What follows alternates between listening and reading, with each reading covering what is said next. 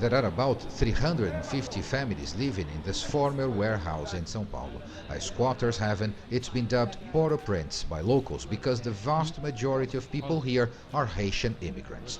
They came to Brazil in search of a better life, but found economic hardship instead, made much worse by the pandemic. I had to come to live here because I lost my job, and without a job I could not pay my rent. Where would I sleep with my 2 children? But soon they could be forced out. A Supreme Court decision barring evictions or home repossessions during the pandemic will expire on March 31st.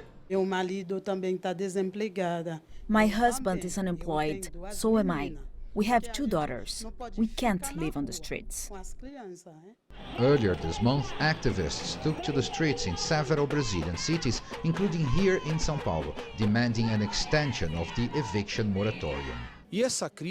This health crisis had deep impacts on social issues, and these impacts are still being felt. And actually, the pandemic isn't even over yet. So it's important that the government, and above all the courts, keep paying attention to this matter.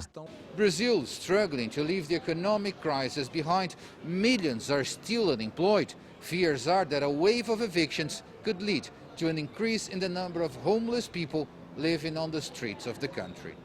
Official figures released by São Paulo authorities indicate the homeless population has already increased by more than 30% during the pandemic between 2019 and 2021. This Catholic priest and longtime advocate for homeless says these figures are still underestimated and could worsen. It's an atrocity, it's huge violence. Many families have been thrown on the streets for debts. And we see the profile of the homeless has been changing.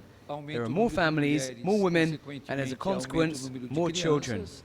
While there are signs the pandemic is receding in Brazil, with daily COVID-19 cases tracking downward, it's clear the economic and social impacts will remain for months, if not years.